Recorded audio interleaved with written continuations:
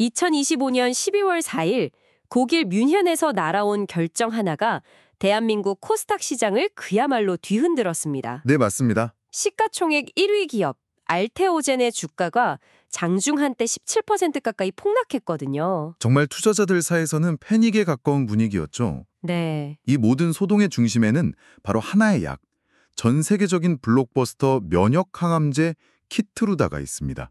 키트루다. 그리고 이 약의 미래를 둘러싼 새 기업의 보이지 않는 전쟁이 펼쳐지고 있었던 거죠. 미국의 거대 제약사 머크, 또 기술 특허의 강자 할로자임, 그리고 바로 한국의 바이오 유망주 알테오젠입니다. 오늘 저희는 여러분이 공유해 주신 자료들을 바탕으로 이 복잡하게 얽힌 특허 분쟁의 실타래를 하나씩 좀 풀어보려고 합니다. 대체 어떤 기술을 두고 이렇게 치열하게 싸우는 건지, 네. 또 왜 싸움의 불꽃이 미국이 아닌 독일에서 먼저 터졌는지, 그리고 가장 중요한 질문이죠. 그렇죠. 이번 사태가 알테오젠에게 정말 회복 불가능한 재앙일지 아니면 누군가에게는 이게 절호의 기회가 될지 그 깊은 이면을 한번 들여다보겠습니다. 좋습니다. 자, 그럼 이 모든 사건의 발단부터 짚어봐야겠죠? 바로 키트루다 SC 제형입니다. 이름만 들어서는 감이 잘 안 오는데요. 기존의 키트루다와는 뭐가 다른 건가요?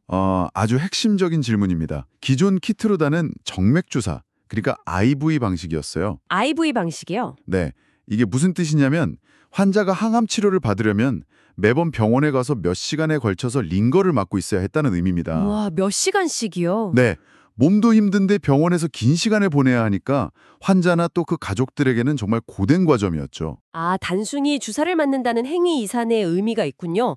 시간과 공간의 제약, 그리고 뭐랄까 심리적인 부담감까지 전부 포함해서요. 바로 그겁니다. 그런데 여기서 SC는 피하 주사, 서브큐테님스를 의미해요. 피하 주사? 네, 우리가 흔히 맞는 독감 예방 주사처럼 간단하게 피부 아래층에 주사하는 방식입니다.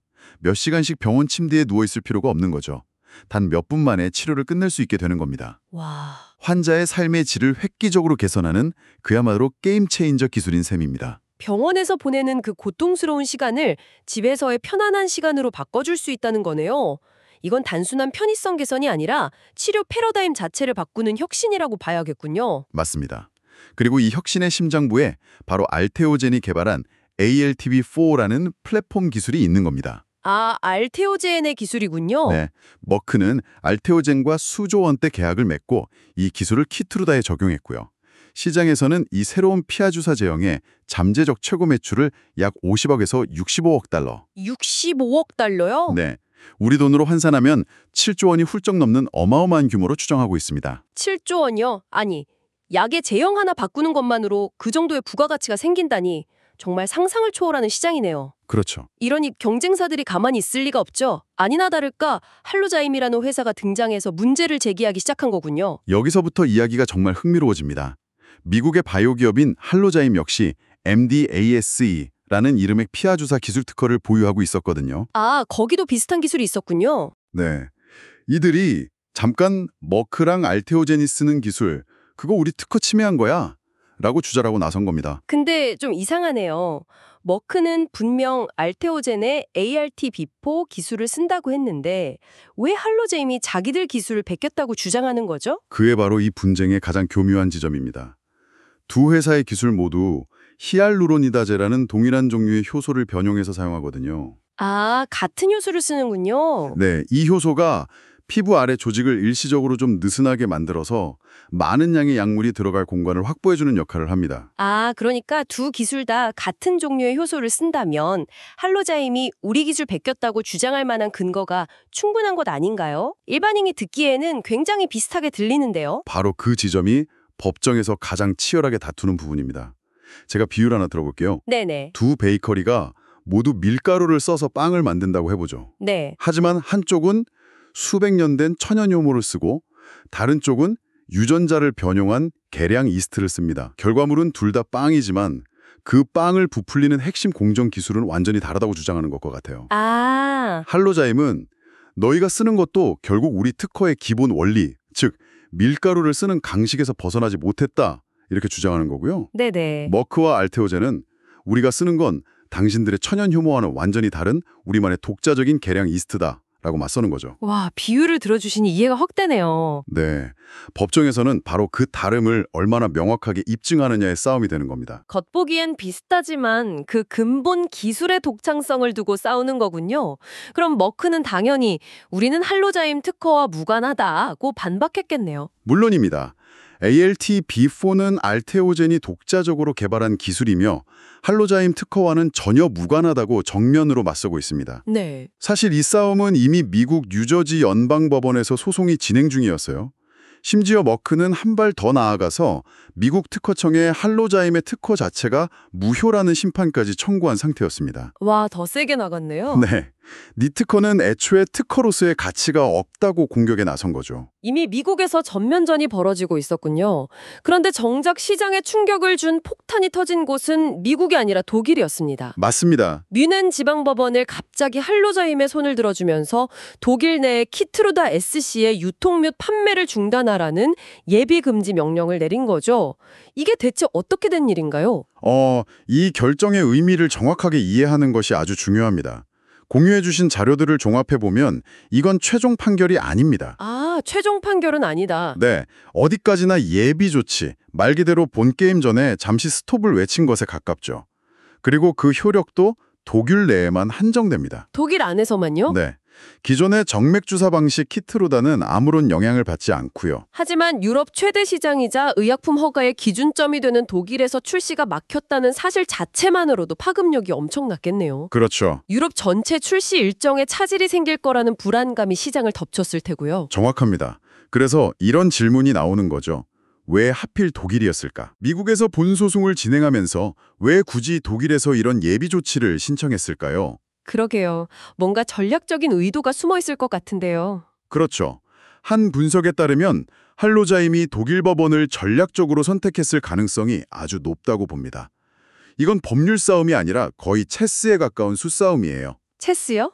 네, 일반적으로 독일 법원이 미국 법원에 비해서 기존 특허권자의 권리나 시장 선점 효과를 더 존중해주는 소위 말해 좀 보수적인 성향을 보인다고 알려져 있습니다. 아, 그러니까 봄 소송이 진행 중인 미국보다 자신들에게 유리한 판결을 이끌어내기 쉬운 곳을 일부러 골라서 먼저 공격했다는 거군요. 바로 그겁니다. 상대방의 가장 아픈 곳, 즉 신제품 출시를 앞둔 시점을 노려서요. 맞습니다. 최종 승패와는 별개로 예비 금지 명령을 받아내는 것만으로도 상대방의 사업 계획에 막대한 차질을 주고 주가에 충격을 줘서 협상 테이블에서 유리한 고지를 점할 수 있거든요. 아, 머크를 압박해서 거액의 합의금을 받아내거나 혹은 더 유리한 조건의 라이센스 계약을 맺으려는 고도의 전략일 수 있다는 분석이 지배적입니다. 정말 영화 같은 전략 싸움이네요. 이 소식이 전해지자마자 알테오젠 주가는 속절없이 무너졌습니다. 투자자들 입장에서는 그야말로 청천벽력 같은 소식이었을 텐데요. 네, 그런데 여기서부터 시장의 반응이 아주 흥미롭게 갈리기 시작합니다.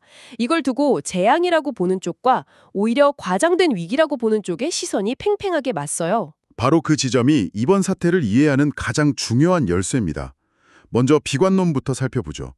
이건 아주 상식적인 접근이에요. 네. 시장은 불확실성을 가장 싫어합니다. 유럽 출시가 지연될 수 있다는 건 명백한 재무적 리스크죠.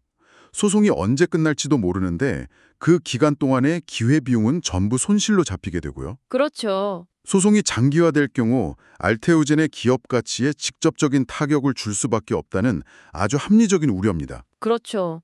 당장 눈앞에 매출에 차질이 생길 수 있다는 거니까 주가가 떨어지는 건 당연한 반응일 수 있겠네요. 그런데 반대편에서는 이걸 악재 아닌 악재라고까지 표현하더군요. 네. 이건 대체 어떤 근거에서 나오는 이야기인가요? 네, 바로 그 낙관론 혹은 기회론의 근거들이 아주 흥미롭습니다.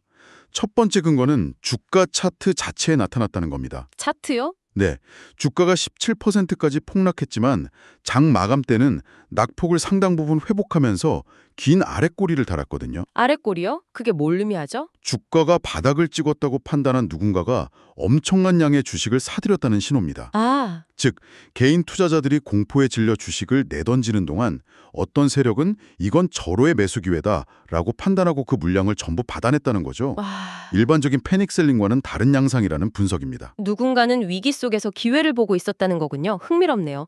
또 다른 근거는 없나요? 두 번째 해석은 여기서 한 발 더 나아갑니다. 아예 이번 폭락이 의도된 연출일 수 있다는 시각입니다. 의도된 연출이요? 네. 일부 자료에서는 외국인과 공매도 세력이 이번 독일 법원 소식을 빌미로 의도적으로 공포 분위기를 극대화했다는 주장을 펴고 있습니다. 잠깐만요. 의도적으로 공포를 조장했다는 건 정말 심각한 주장인데요. 그게 사실이라면 이번 독일 법원의 결정은 그들의 일종의 명분을 준 셈이 되는 건가요? 그런 해석이 충분히 가능합니다. 소송 결과 자체보다 주가를 흔들 기회로 이용했다는 말씀이시죠? 네. 독일에서 판매 금지라는 자극적인 헤드라인을 이용해서 개인 투자자들의 투매를 유도하고 그렇게 쏟아져 나온 주식을 자신들은 아주 싼 값에 매집하는 전략이죠. 와, 실제로 알테오젠의 주가가 단기간에 급등하면서 공매도 세력의 손실이 상당했는데 이번 기회에 주가를 떨어뜨려서 손실을 만회하고 오히려 이익을 보려했다는 분석까지 나옵니다. 와, 정말 총성 없는 전쟁터네요. 실제 존재하는 법적 리스크를 시장 참여자들이 자신들의 이익을 위해 증폭시키고 이용할 수 있다는 거군요. 그렇습니다. 그리고 세 번째 해석도 아주 눈여겨볼 만합니다. 네, 어떤 거죠? 이번 폭락 사태가 오히려 알테오젠 주가의 장기적인 건강성에는 도움이 되었다는 소위 전화위복의 시각입니다. 주가가 폭락했는데 어떻게 건강에 도움이 되죠? 바로 신용 물량 때문입니다. 신용 물량이요? 네, 주가가 계속 오를 것을 기대하고 빚을 내서 투자한 자금, 즉 신용거래 물량이 과도하게 쌓여 있었거든요. 이런 주식은 작은 충격에도 쉽게 무너지는 경향이 있습니다. 아, 그렇죠. 빚을 갚기 위해 어쩔 수 없이 주식을 팔아야 하는 반대 매매가 연쇄적으로 터져나오면서 하락을 부추기기 때문이죠. 네. 그런데 이번 폭락을 계기로 이런 거품 낀 신용 물량이 대거 정리되었다는 겁니다. 일종의 불순물이 제거되면서 오히려 향후 주가 상승에 더 단단하고 건강한 기반이 마련되었다는 역설적인 해석이죠. 정말 흥미롭습니다. 정리해보면 명백히 존재하는 법적 리스크라는 팩트를 두고 한쪽에서는 기업의 미래를 위협하는 재앙으로 다른 한쪽에서는 오히려 저가 회수의 기회이자 의도된 흔들기, 심지어는 주가 최저 개선의 계기로까지 해석하고 있다는 거군요. 네, 맞습니다. 같은 현상을 두고 이렇게 극과 극의 해석이 가능하다니 놀랍습니다. 네. 자, 오늘 이야기를 정리해보겠습니다. 환자의 세입을 바꿀 수 있는 하나의 혁신적인 항암 기술, 그리고 그 기술이 창출할 수조 원의 시장을 둘러싼 새 기업의 치열한 특허 전쟁. 그렇죠. 이 전쟁의 향방에 영향을 미칠 수 있는 독일 법원의 예상치 못한 결정과 그로 인해 벌어진 주식시장의 거대한 혼란, 그리고 그 혼란의 이면에 숨겨진 시장 참여자들의 다양한 욕망과 해석들까지 이것이 오늘 우리가 함께 들여다본 이야기의 전모입니다. 이 사건은 기술의 가치가 얼마나 중요한지, 그 기술을 보호하는 특허의 힘이 얼마나 강력한지, 그리고 수조 원의 돈이 오가는 글로벌 비즈니스의 세계가 얼마나 냉혹하고 전략적인지를 동시에 보여주는 아주 상징적인 사례라고 할 수 있겠습니다. 네, 모든 것이 돈과 법, 그리고 전략의 논리로 움직이는 것처럼 보이죠. 맞습니다. 오늘 저희가 살펴본 자료들은 대부분 법적 공방과 금융시장의 논리에 초점을 맞추고 있었습니다. 하지만 여기서 잠시 한 걸음 물러서서 이런 질문을 던져보고 싶습니다. 네. 이 모든 싸움은 결국 길고 힘든 암 치료 과정을 조금이라도 더 편리하게 만들려는 기술에서 시작됐습니다. 그렇죠. 혁신 기술의 소유권을 둘러싼 거대 기업들의 전쟁 속에서 이 기술이 가장 절실한 지적재산권이라는 장벽이 환자의 치료 접근성과 충돌할 때 우리는 어떤 가치를 우선해야 할까요? 한번 좀 생각해 볼 문제입니다.